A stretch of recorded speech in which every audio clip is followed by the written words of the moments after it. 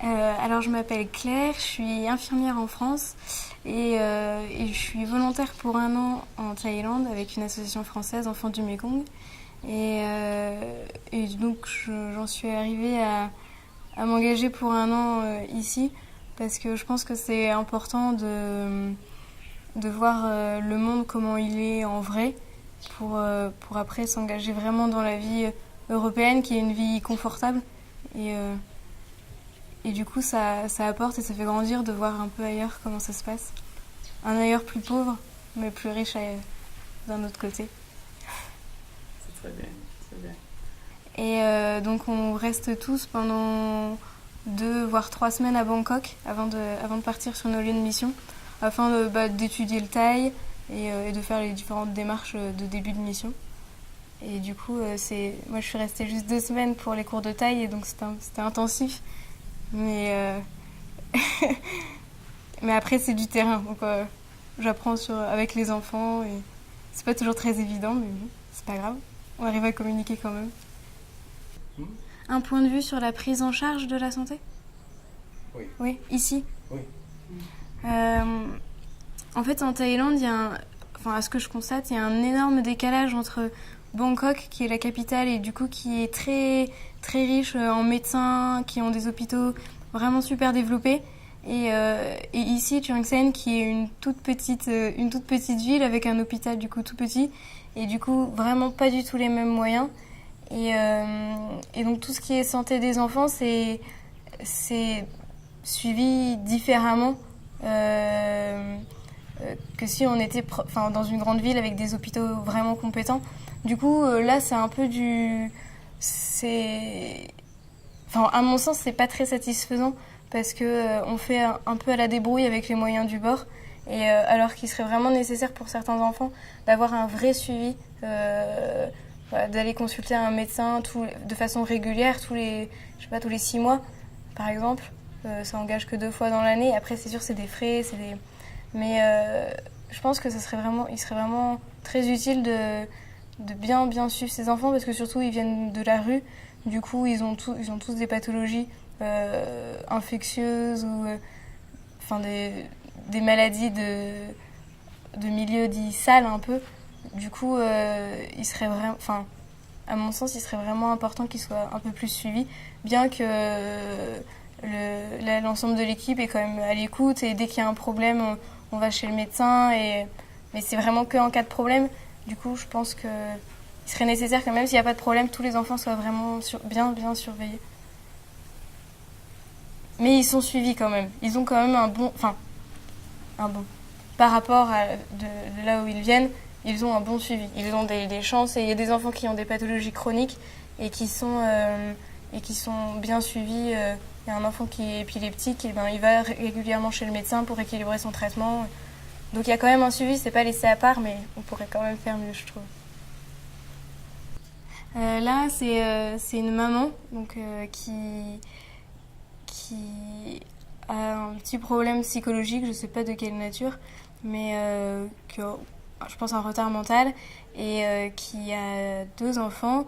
Et donc elle a des difficultés à les prendre en charge toute seule, elle a des difficultés à les surveiller.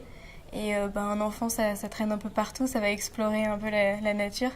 Et dans la nature, il y a des petites bébêtes qui sont pas forcément très, très sympathiques. Et du coup,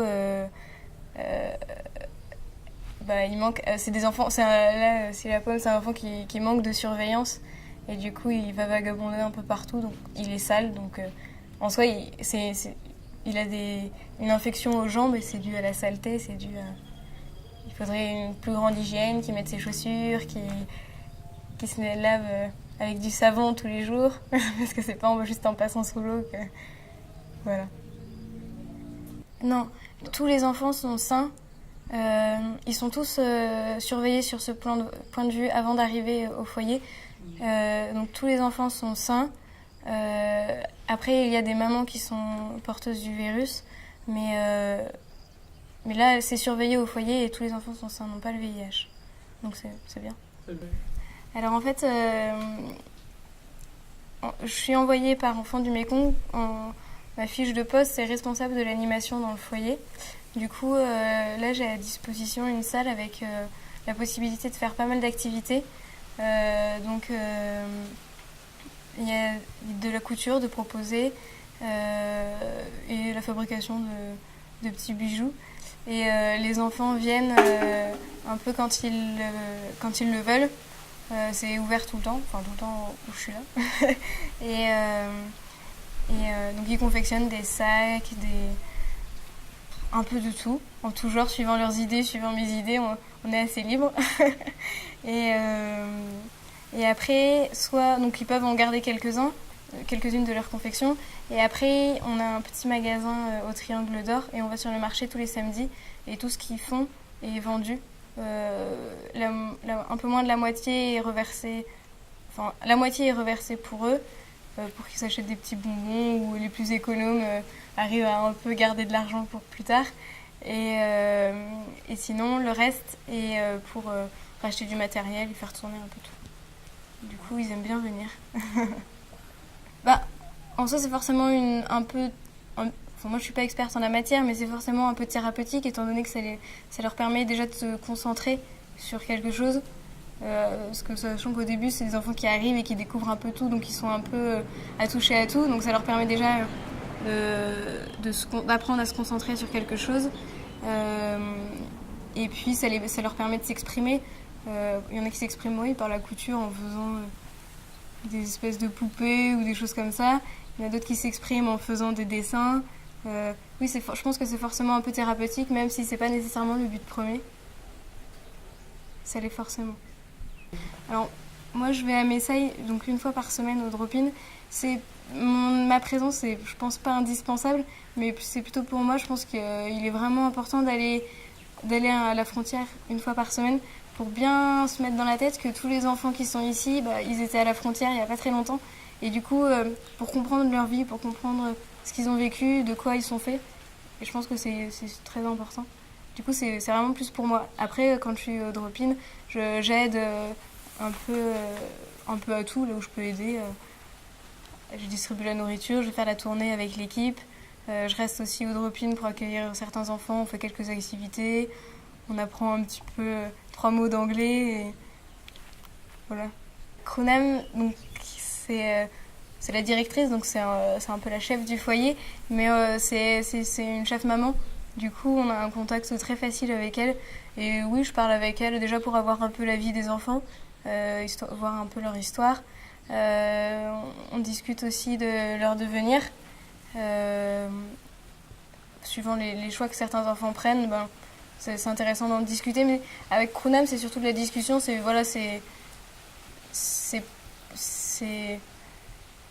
de la discussion en vue d'une réflexion. C'est pas vraiment... après, il y a tous les aspects planning et tout ça, et elle m'informe qui vient, quand, faire quoi.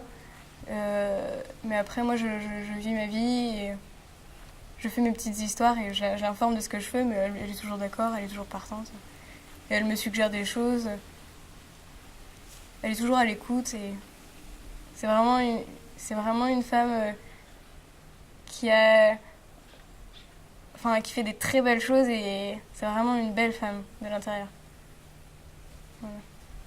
Je trouve que c'est vraiment une super maison parce que justement Kronam arrive à recréer cette ambiance familiale qui manque beaucoup à chacun des enfants. Certes, ici, ils ne reçoivent pas l'amour de leur mère, mais ils reçoivent quand même quelque chose de très familial, donc c'est porteur. Et puis comme je disais, Kronam est toujours à l'écoute, Pipote, son mari, est toujours à l'écoute aussi. Et après, le staff est assez jeune, du coup, c'est vraiment des grands frères et des grandes sœurs qui sont là pour les plus jeunes. Et même après, dans les enfants accueillis qui ne font pas partie du staff, les plus âgés sont toujours à l'écoute des plus petits. Et du coup, non, c'est vraiment une belle famille. Et je trouve ça très intéressant d'avoir réussi à recréer ça. Parce que c'est vraiment de ça dont manquent les enfants en venant ici. Voilà.